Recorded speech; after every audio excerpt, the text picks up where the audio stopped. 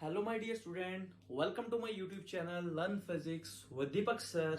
तो dear student, सबसे पहली बात करेंगे, जिसने भी अभी तक मेरा चैनल लाइक नहीं किया, सब्सक्राइब नहीं किया, तो लाइक की तो बाद की बात रहेगी जब आप वीडियोस देख लोगे। पहले आप जाके क्या करो, इसे सब्सक्राइब करो।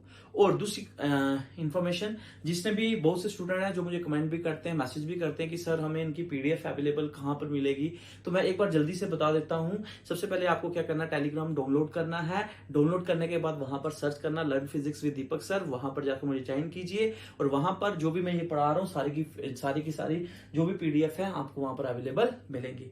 ठीक है, ज्यादा टाइम ना वेस्ट करते हुए आज का जो हमारा लेक्चर रहेगा वो क्लास 11 पे रहेगा। और क्लास 11 के इससे पहली वीडियोस में आपके सामने डाल चुका हूं सीरीज 1 जो काइनेमेटिक्स में थी। काइनेमेटिक्स कौन सा चैप्टर है? थर्ड चैप्टर है।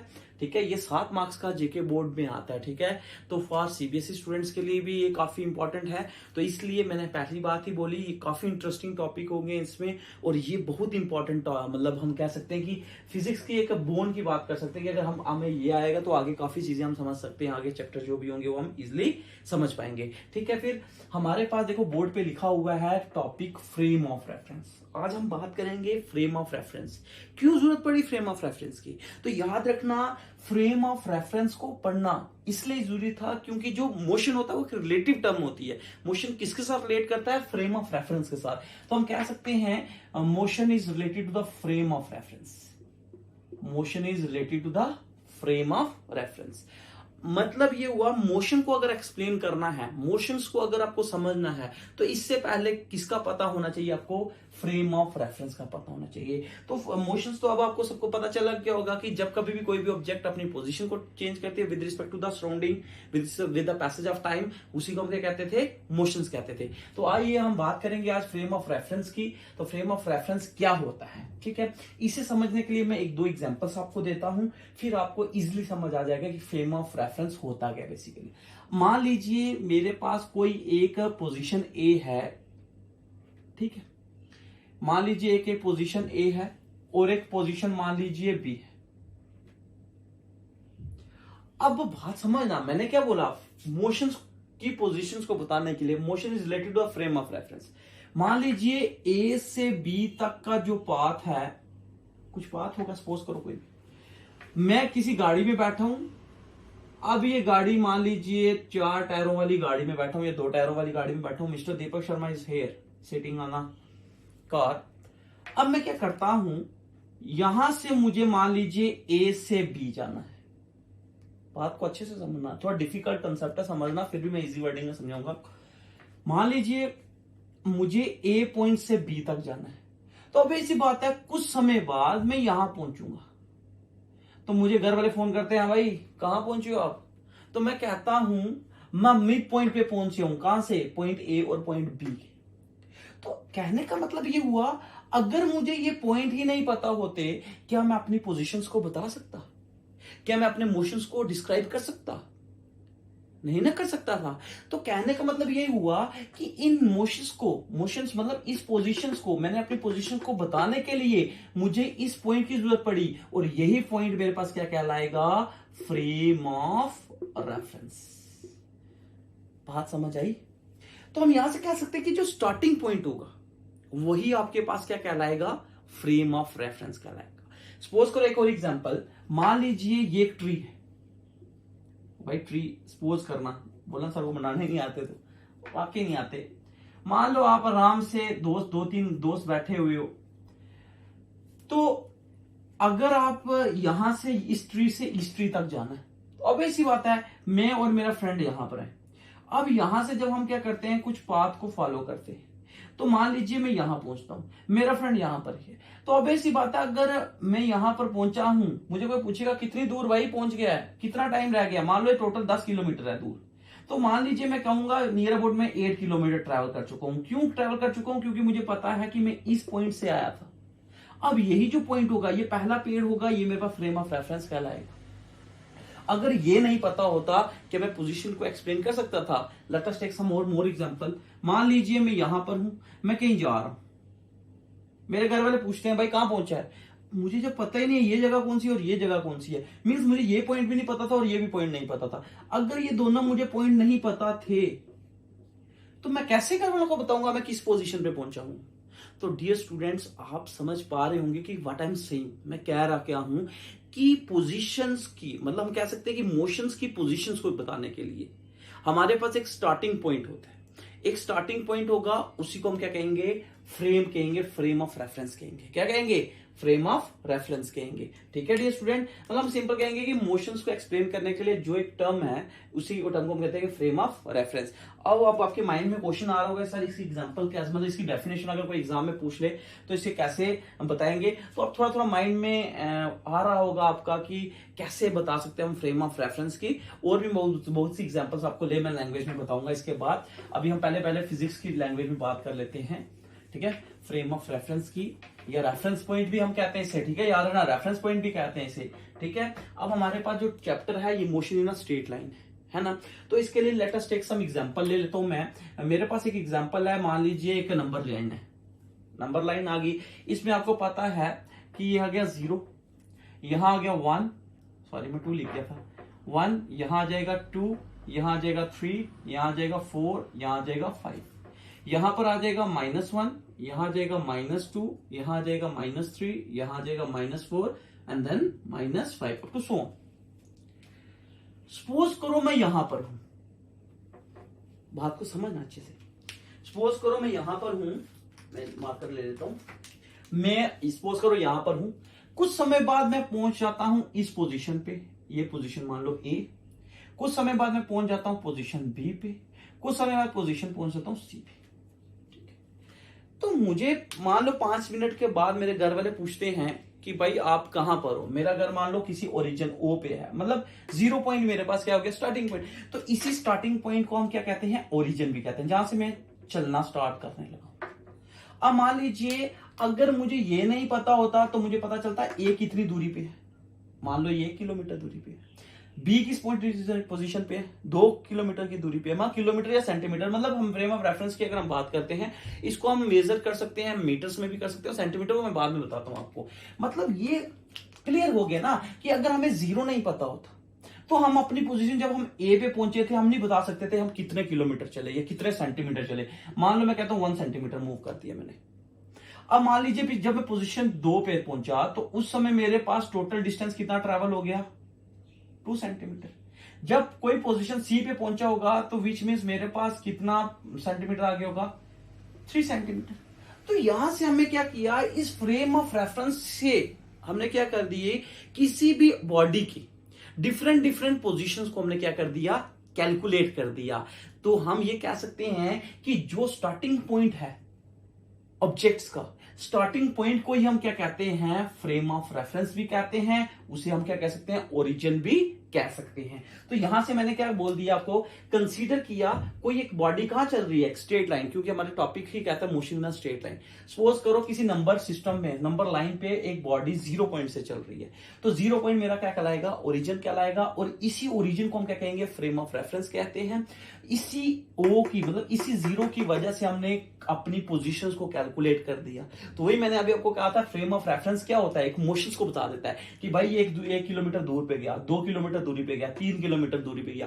That's why it's a mandatory for describing a motion ना। अगर हमें पॉइंट्स नहीं पता होते तो हमें क्या पता चलता हम कहां से कहां पहुंचे। ठीक है dear student, hope to understand what I am saying. तो यहां से मैं इसकी डेफिनेशन अगर बनाना चाहूं तो मैं ऐसा कह सकते हूं कि मान लीजिए मैंने क्या बोला, कंसीडर किया कि मेरे पास कोई भी एक ऑब्जेक्ट है ना, मैं ऐसे लिख सकता हूं, consider an object moving along a straight line। ठीक है, और जब कोई भी ऑब्जेक्ट कहां चल रहा है? स्ट्रेट लाइन पे चल रहा होगा। इस ऑब्जेक्ट का जो स्टार्टिंग पॉइंट होगा, तो हम यहां से कह सकते हैं the starting point of an object, the starting STARTING।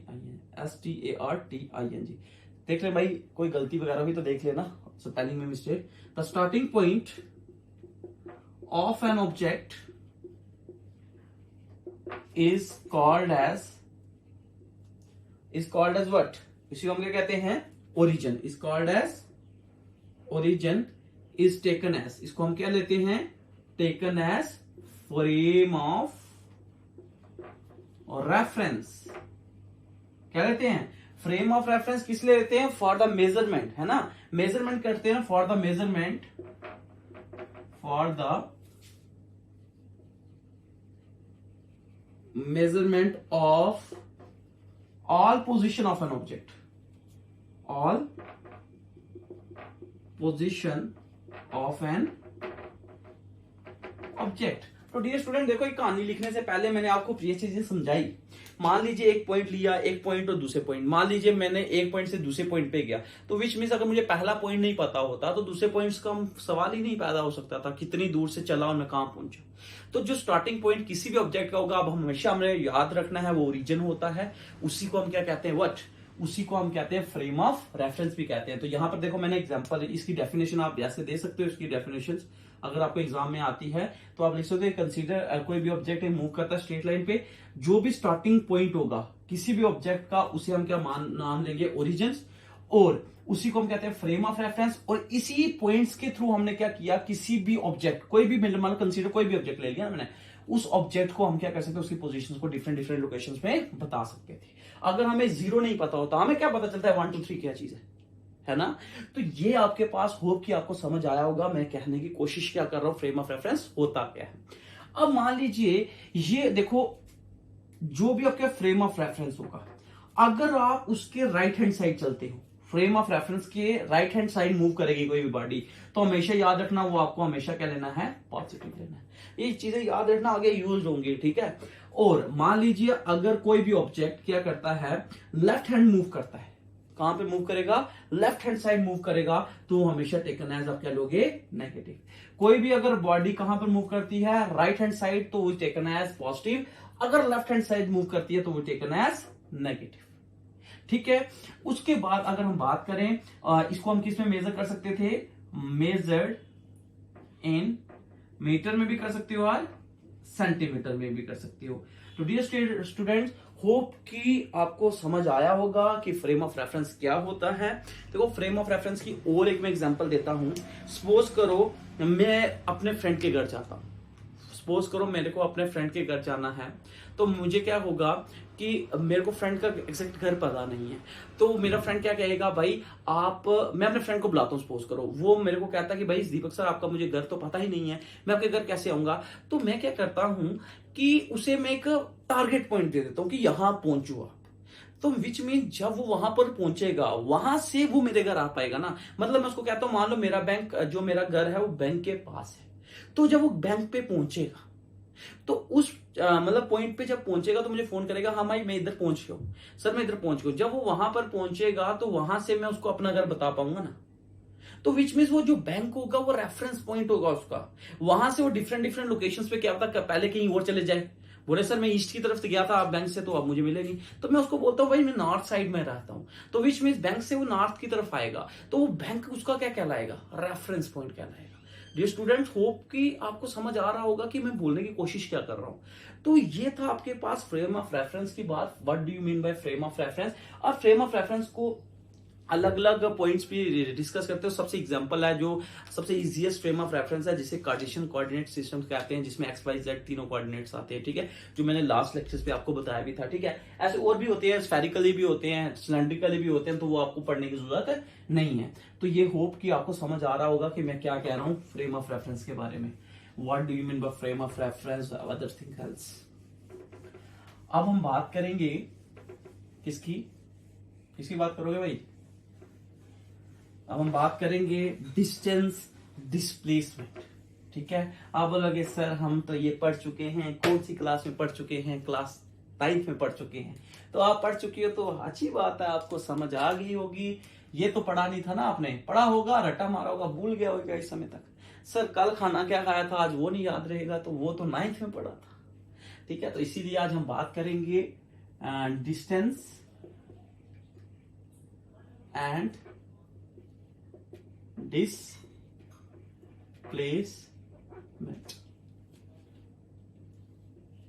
ठीक है बच्चे। What do you mean by distance and displacement? What is the basic difference between distance and displacement? Very important dear students, ये आपको लगता होगा भाई रट्टा मारी हुई चीजें आ जाती हैं, बट याद रखना ये आपको जेके बोस वाला 2 मार्क्स में पूछा भी जाता है, मैक्सिमम टाइम पूछा जाता है। ये आपको 2 मार्क्स का आएगा एग्जाम में अगर आया भी। देखो आज आपने हर एक तरह से मैं आपका जहन खोलूंगा कि कैसे डिस्टेंस क्या हो सकता है और डिस्प्लेसमेंट क्या हो सकता है। तो ये आपको चीजें पता होनी चाहिए, डिस्टेंस क्या है और डिस्प्लेसमेंट क्या है। अब देखो सपोज करो मैं इसको एज अ स्टोरी आपको एक चीज समझाता हूं, ठीक है। अब मान लीजिए ये मेरे एक फ्रेंड का घर है, भाई मान लो ये मेरे फ्रेंड का घर है, मेरे फ्रेंड का नाम है राम, रियलिटी में मेरे फ्रेंड का नाम राम सिंह है, ठीक है। भाई राम सिंह को अगर वीडियोस पहुंची ना तो वो बोलेगा ये क्या चीज पढ़ा रहा मेरा फ्रेंड, है ना। चलो फिर भी हमें समझना है, मैंने आपको समझाना है, मुझे उससे क्या है, दोस्ती यारी चलती है। मान लीजिए ये इसका घर है। अब इसके घर का बात करें तो ये आ जाएगी ईस्ट वेस्ट, ईस्ट है ना, सपोज करो यार ईस्ट वेस्ट नॉर्थ साउथ, भूल जाता है ना कभी कभी, ठीक है ना। तो कभी कभी होता है कि भूल जाता है। अब इसकी घर की जो डायरेक्शन है वो इधर है, ठीक है। तो याद रखना जब वो इधर देख रहा है तो ये इसका होगा नॉर्थ और ये होगा वेस्ट, ये होगा इसका ईस्ट और ये होगा इसका साउथ। मतलब घर की यहां से बाहर निकलना है वो, मतलब आउटडोर इसका ये है। मान लीजिए उसने क्या किया, कोई 10th में जब वो पढ़ रहा था बेचारे को क्या हुआ, 10th की वजह से उसके मार्क्स कहीं कम आ गए। अब जब उसके मार्क्स कम आ गए तो उसको घर वालों ने प्रेशराइज किया होगा, यार तू पढ़ता ही नहीं है, ये नहीं करता वो नहीं करता। उसने सोच लिया भाई 11th में मैंने बहुत कुछ पढ़ लेना। तो जब वो 11th में पढ़ने बैठता तो इतना पढ़ता तो उसको अपनी सेहत के बारे में ध्यान नहीं रहता। और कुछ समय बाद क्या हो जाता है, मान लो उसका वेट 150 kg हो जाता है। वो सर ओ माय गॉड ये तो हो ही नहीं सकता। बट एग्जाम्पल करो, एग्जाम्पल दे रहा हूं बस, सोचो भाई हमारे कौन से पैसे जाते हैं। तो मान लो जब 150 kg का हो जाता है, 150 kg का अगर मान लीजिए वो हो गया तो क्या होगा। अब वो कहता है कि उसको कोई प्रिस्क्राइब करता है भाई तू एक्सरसाइज कर, जिम कर, ये वो कर वो कर। वो बोलता है यार मैं नहीं कर सकता, मेरे को आगे पढ़ना बहुत है। तो क्या करता हूं मैं मॉर्निंग वॉक के लिए निकल जाता हूं। तो उसके लिए क्या करता है वो पहले एप्पल की वॉच लेता है क्योंकि उसमें जीपीआरएस होता है। तो शूज वगैरह लेता है अच्छे से, मतलब चीजें लेके सुबह भाई रनिंग पे जाना। पहले दिन ही वो डिसाइड करता है कि यार मैंने आज कम से कम 8 किलोमीटर ट्रैवल करना है। बात को समझना भाई, it's not a joke, it's just example story. इसके थ्रू आपको काफी कंसेप्ट क्लियर हो जाएंगे, ठीक है। फिर उसके बाद मैं फिजिक्स के लैंग्वेज में बड़ी चीजें बताऊंगा आपको। मान लीजिए एक ऑब्जेक्ट जब यहां से यहां तक जाता है, सपोज करो ये पहला क्या किया इसने, यहां से मूव किया पहली बार, सीधा गया 2 किलोमीटर नॉर्थ की साइड।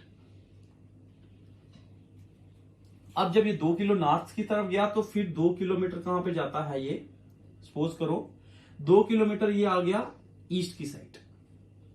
अब ये जब 2 किलोमीटर जा रहा है, इसका मेन टारगेट कितना है 3 किलोमीटर। इसको कौन बताएगा कि मैं इतने किलोमीटर चल रहा हूं, जीपीआरएस वॉच होती है ना, ये वॉच इसको बताएगी। अब जब ये 2 किलोमीटर ईस्ट की तरफ चलता है, फिर क्या करता है ये 2 किलोमीटर, अब इसको जाना आगे थोड़ा ना, इसको घर भी तो जाना है वापिस। ये क्या करता है 2 किलोमीटर साउथ की तरफ चले जाता है। और जब ये यहां महाराज जी पहुंचते हैं तो बोलते हैं mummy I am too much tired. तो ये क्या करता है फौरन अपनी मम्मी को कॉल लगाता है, या भाई को कॉल, सपोज करो इस ब्रदर को कॉल लगाता है। मां से मार खानी है इसको, पता आपको दोस्त भाई भाई में क्या होता है, दोस्ती भी होती है ना। तो ये अपने भाई को फोन करता चुपके से, यार मैं क्या किया, मैंने अभी तक मैं यहाँ पहुंच गया हूँ, अब यहाँ कहाँ पहुंच गया हूँ, हमें तो पता है ये यहाँ से यहाँ तक पहुंचा है। तो ये टोटल इसने क्या कर दिया, यहाँ ये 6 किलोमीटर। तो ये अपने घर को फोन करता, भाई को बोलता है यार थक गया हूं यार मैं। वो बोलता क्यों थक गया, यार मैंने 6 किलोमीटर चल गया, ठीक है। तो उसका भाई बोलता अगर थक गया तो अब क्या करें, घर तो आना ही है ना। वो बोलता है यार मैं घर पैदल तो नहीं आ सकता, मुझे गाड़ी पे चलना है।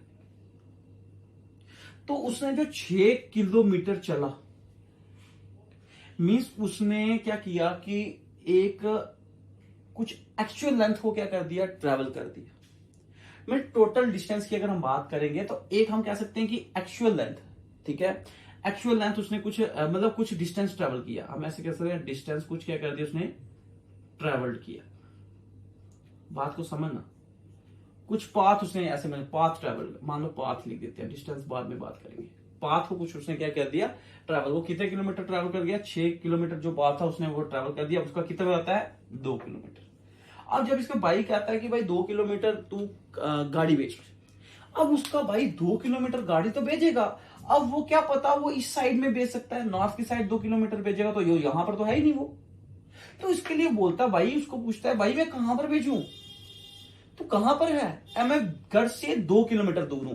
अब 2 किलोमीटर दूर कहीं पे भी हो सकता है ना, क्योंकि उसने 6 तो कर दिया था, तो मेन टारगेट 8 था, तो अब 2 किलोमीटर यहीं रहे ना। तो कहता है भाई 2 किलोमीटर गाड़ी को भेजो टूवर्ड्स, कहां पर भेजो, ईस्ट की तरफ भेजो।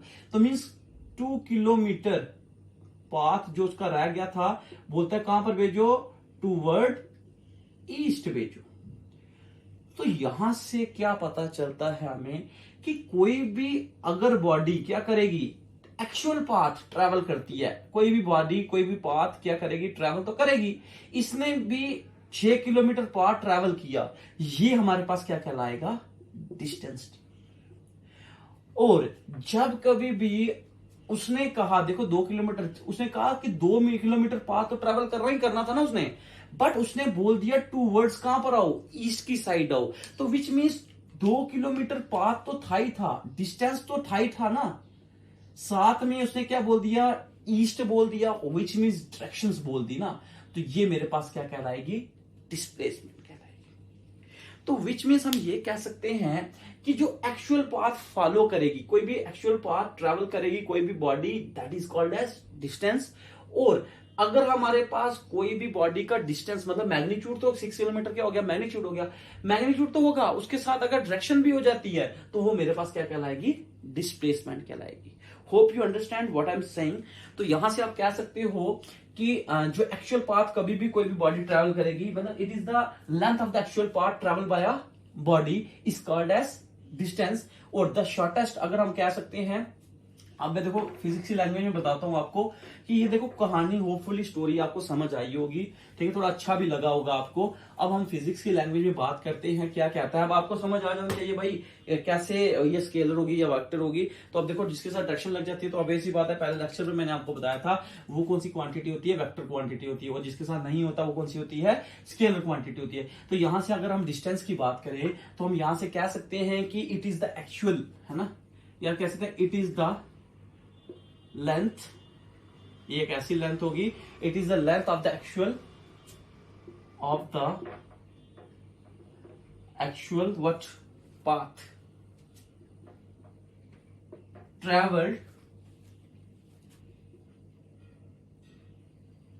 ट्रैवल्ड बाय अ बॉडी, ठीक है, बिटवीन किसके बीच में, इनिशियल पॉइंट और final point, between initial point, IP दा समझ आना, between initial point and final point is called as distance. मतलब देखो सपोज करो एक मेरे पास ये ए पॉइंट है, ए से बॉडी बी पे गई, बी से बॉडी सी पे गई, सी से बॉडी डी पे गई, ठीक है, और डी से मान लो ये यहां पर पहुंचा। तो यहां से हम कह सकते हैं 1 किलोमीटर, 2 किलोमीटर और 3 किलोमीटर। मान लो ये ए पॉइंट इनिशियल है और बी पॉइंट फाइनल है, फाइनल पॉइंट, ध्यान देना अच्छे से, बात को समझना। अब क्या होगा, देखो यही बात आ गई, ए से बी वही घर की बात आ गई, 1 किलोमीटर, 2 किलोमीटर और 3 किलोमीटर, टोटल कितना हो गया, 6 किलोमीटर। तो विच मीन यहां पर उसने 6 किलोमीटर क्या कर दिया, पाथ को जो भी ट्रैवल किया उसे हमने कह दिया डिस्टेंस कह दिया। तो घर से जब वो बाहर निकला, सपोज करो उसको कोई भी नहीं था, उसको खाली ये था कि हमें डी पे जाना है, ठीक है, बात समझना अच्छे से। वो क्या करता है, अपनी मर्जी से टलता रहता है, एक ही तरफ चल जाता है बी की। आपको क्या होता है कि कभी कभी क्या होता है कि घर पे अगर आपको बड़ा प्रेशराइज किया जाता है पढ़ने के लिए, तो आप क्या करते हो, घर से एवं बाहर निकल जाते हो, कभी किसी दोस्त के घर चले गए, कहीं कहीं चले गए। तो कुछ समय बाद आप क्या करते हो, जो एक्चुअल पाथ आपने ट्रैवल किया होता है ना, वही आपका क्या कहलाता है, डिस्टेंस ट्रैवल करना, मतलब उसी को हम कहते हैं डिस्टेंस कहते हैं। तो ये समझ आ गया होगा कि एक्चुअल पाथ कोई भी अगर ट्रैवल हुआ होगा किसी भी बॉडी का, उसे हम कहते हैं डिस्टेंस कहते हैं। तो अब इसके साथ कोई डायरेक्शंस तो नहीं ना है, तो हम यहां से कह सकते हैं कि ये कौन सी क्वांटिटी होगी, ये छोड़ दो इसको भी, हम इसकी बात करेंगे कौन सी क्वांटिटी होगी, it is a scalar quantity, ठीक है बच्चे, स्केलर क्वांटिटी समझ आ गई ना, क्योंकि उससे खाली मैग्नीट्यूड होगा, डायरेक्शन की तो बात ही नहीं की हुई भाई, ठीक है। उसके बाद अगर हम बात करें तो ये जो डिस्टेंस होगा, डिस्टेंस हमेशा पॉजिटिव ही होगा, याद रखना, इट इज ऑलवेज पॉजिटिव, आगे बताता हूं आपके, इट ऑलवेज पॉजिटिव। और याद रखना, हम ऐसा कह सकते हैं कि ये जो डिस्टेंस होगा, डिस्टेंस हमेशा पॉजिटिव होगा, ये कभी जीरो नहीं हो सकता। ठीक है, अभी मैं जब डिस्प्लेसमेंट समझाऊंगा उसके बाद आपको अच्छे से समझ आ जाएगा। अब ये आपको डेफिनेशन समझ आ रही होगी कि मैं डिस्टेंस क्या होता है। अब देखो वही बात आ गई थी कि उसने यहां से यहां गया, यहां से यहां पर गया। ये देखो फाइनल है और ये इनिशियल है, ये इनिशियल पॉइंट है, ये फाइनल पॉइंट है। अब देखो बच्चे, हम कहते हैं कि यार इतना बड़ा कौन चलेगा, हमें जाना तो अपने दोस्त के घर था। अब क्या बोलते हैं, यार ये शॉर्टेस्ट मारते हैं यार, यहां से मान लो यहां पर 5 सीधा चले जाता है। होता ना कि बेचारे का 150 क्विंटल वेट था, 150 किलोमीटर केजी था सारी वेट उसका। अब राम सिंह कहता है यार यहां से डायरेक्ट पहुंचते हैं हम यहाँ पर। तो जब वो डायरेक्ट की बात कर गया, विच मीन्स 2 किलोमीटर तो उसका क्या था, मैग्नीट्यूड तो था ही था, साथ में क्या आ गया उसका, ट्रैक्शंस भी आ गई ना। तो याद रखो ये कौन सी क्वांटिटी हो जाएगी, कौन सी क्वांटिटी हो जाएगी, वेक्टर क्वांटिटी हो जाएगी। तो यहां से आप कह सकते हो कि जो डिस्प्लेसमेंट होता है, ये इनिशियल पॉइंट और फाइनल पॉइंट के बीच का जो छोटा डिस्टेंस होता है ना, छोटा मतलब सबसे छोटा डिस्टेंस होता है, ये डिस्टेंस ही है, बट इसके साथ जो ट्रैक्शन लग जाती है तो डिस्प्लेसमेंट हो जाती है। तो ये बहुत इंपॉर्टेंट टर्म है। तो shortest path between 2 points, that is initial and final point, is called as displacement. तो हम कह सकते हैं it is the shortest distance, हम ये कह सकते हैं। डिस्प्लेसमेंट की समझ डिस्टेंस की समझ आ गई होगी। तो यहां पर आप देखो, मैं यहां पर ये मार्कर से साइन कर रहा हूं ब्लू से, तो यहां पर आप समझना, हम यहां से एक डेफिनेशन इसकी लिखूंगा मैं, it is the shortest path, ठीक है, it is the shortest path between initial point and final point. ठीक है, it is the shortest path between initial point and final point, उसी को हम क्या कहते हैं, डिस्प्लेसमेंट कहते हैं। और इसमें मैंने अभी आपको बता दिया डायरेक्शन इंडिकेट हो जाती है, तो हम कह सकते हैं it is the vector quantity. और तीसरी बात अगर हम बात करेंगे, तो ये अगर वेक्टर क्वांटिटी तो होगी साथ में, गर्मी बड़ी है, तो ये हमेशा याद रखना, ये पॉजिटिव भी हो सकती है, इसमें भी पॉजिटिव हो सकती है, नेगेटिव भी हो सकती है और जीरो भी हो सकता है। बट डिस्टेंस याद रखना कभी भी जीरो नहीं होगा। आओ अब मैं आपको एग्जांपल समझाता हूं। होप डियर स्टूडेंट की स्टोरी की वजह से आपको पता चला होगा डिस्टेंस और डिस्प्लेसमेंट में डिफरेंस। डिस्टेंस को डिस्प्लेसमेंट नहीं कह सकते, distance is different thing, displacement is different thing. Displacement में क्या हो जाता है, डायरेक्शन से लग जाती है। एक आपको मैं लेमन लैंग्वेज में भी एक चीज समझा देता हूं। मान लो आप क्या होता है कि आपको कहीं पर जाना है, एक होता है रोड से, एक होता है अपना शॉर्टकट बनाया होता आपने, है ना। तो जब रोड की बात की जाती है, पूरा एक एक्चुअल पाथ कवर करके उस पर पहुंच जाना होता है, तो आप बोलते हैं यार वो कौन चल के जाएगा, हम शॉर्टेस्ट मारते हैं। तो शॉर्टेस्ट पाथ हमेशा याद रखना डिस्प्लेसमेंट होता है। और जो एक्चुअल पाथ, पूरा जितना भी पाथ आप ट्रेवल करेगी कोई भी बॉडी इनिशियल और फाइनल के बीच में, उसी को हम क्या बोलेंगे, डिस्टेंस कहेंगे। ठीक है डियर स्टूडेंट, आपको होप की समझ आ रहा होगा। अब हम बात करते हैं कि यहां पर मैंने स्केलर वेक्टर को तो अच्छे से समझा दिया। सर ये जीरो क्यों नहीं हो सकता, मतलब डिस्टेंस जीरो कैसे नहीं है और डिस्प्लेसमेंट जीरो कैसे है। ठीक है, मान लीजिए आपको एग्जाम में पूछा भी जाता है कि डिस्प्लेसमेंट कैसे जीरो होता है। सपोज कीजिए ये ए पॉइंट है, ये ए पॉइंट आपका ओरिजिन होता है ना, ठीक है। अब ये मान लो बी पॉइंट है, ये भी किसी एंगल में देखा जाए, देखो अब चीज को समझो अच्छे से, देखो पॉजिटिव नेगेटिव की बात मैंने क्यों समझाई थी आपको। मान लीजिए if a body move from A to B, suppose कीजिए यहां से बॉडी कोई मूव कर रही है, ए से बी जाती है, तो मान लीजिए ए से बी कितना ट्रैवल किया उसने, 2 किलोमीटर। तो यहां से जब ये पॉजिटिव की तरफ जाता है तो ये बिहेव करता है रेफरेंस पॉइंट। तो रेफरेंस पॉइंट को मैंने आपको क्या बोला था कि जब राइट हैंड साइड जाएगा तो हमेशा उसको क्या लेंगे, पॉजिटिव। तो अभी ये पॉजिटिव 2 किलोमीटर आएगा। अब जब ये 2 पे पहुंचेगा, बात को समझना अच्छे से, देखो इसने 2 किलोमीटर चला, बीच में डिस्टेंस तो ये ट्रेवल कर रहा है, ठीक है। अब ये आपका डिस्टेंस आ रहा है, बट जब ये यहां पहुंचेगा, अब ये एक फिर से अगेन रेफरेंस पॉइंट कहलाएगा। अब जब इस पॉइंट पे पहुंचेगा तो सपोज करो वापिस से बॉडी जो टैक्सी लेके वापस से वो अपने घर पहुंचता है, मतलब ये किसी का घर था, ये ए से बी जाता है, अपने ऑफिस जाता है, और ऑफिस में 2 किलोमीटर ट्रैवल किया, फिर यहां से क्या किया इसने, वापस से ये 2 किलोमीटर वापस है। अब ये जो रेफरेंस पॉइंट का लेफ्ट हैंड साइड वापस से जब 2 किलोमीटर चला होगा, बट ये कितना चला होगा, नेगेटिव चला होगा। तो याद रखो ये इसका इनिशियल पॉइंट था और ये इसका क्या था, फाइनल पॉइंट। तो यहां से अगर तुम ध्यान दो तो टोटल जो डिस्प्लेसमेंट हुई होगी ना, डिस्प्लेसमेंट इसकी क्या होगी, 0। बात समझ आई होगी कि मैं क्या कह रहा हूं आपको, कि ए से जब बी पर कोई भी ऑब्जेक्ट गया तो उसने 2 किलोमीटर ट्रेवल किया, फिर वापस से ए पोजीशन पे अगर आ जाता है तो वो उसकी हमेशा डिस्प्लेसमेंट होगी, ना कि डिस्टेंस होगा उसका। तो उस समय सिचुएशन में आप कह सकते हो उसकी डिस्प्लेसमेंट क्या है, 0 है। सपोज करो एक ऑब्जेक्ट कहीं पे मूव करता है एक सर्कल पे, भाई बातों को समझना अच्छे से। जब ये एक ऑब्जेक्ट ए से, ये इसका ए पॉइंट भी यही था, तो मान लो ये बी पॉइंट यहां पर ही है। क्यों? क्योंकि जब ये ऑब्जेक्ट कोई भी एक सर्कल में मूव कर रहा है, ये कुछ डिस्टेंस तो ट्रैवल कर रहा है, बट जब ये वापस यहां पर आ जाएगा तो इसका ए पॉइंट भी यही है और बी पॉइंट भी यही है। तो जब कभी भी ऑब्जेक्ट कहां पर मूव करता है, एक सर्कल पे भी मूव करता है, तो उस समय भी उसकी जो डिस्प्लेसमेंट होती है वो तब 0 होती है। आपको एग्जाम में पूछा जा सकता है कि कब डिस्प्लेसमेंट जो 0 होती है, तो आप ये कह सकते हो when a body move in a circle.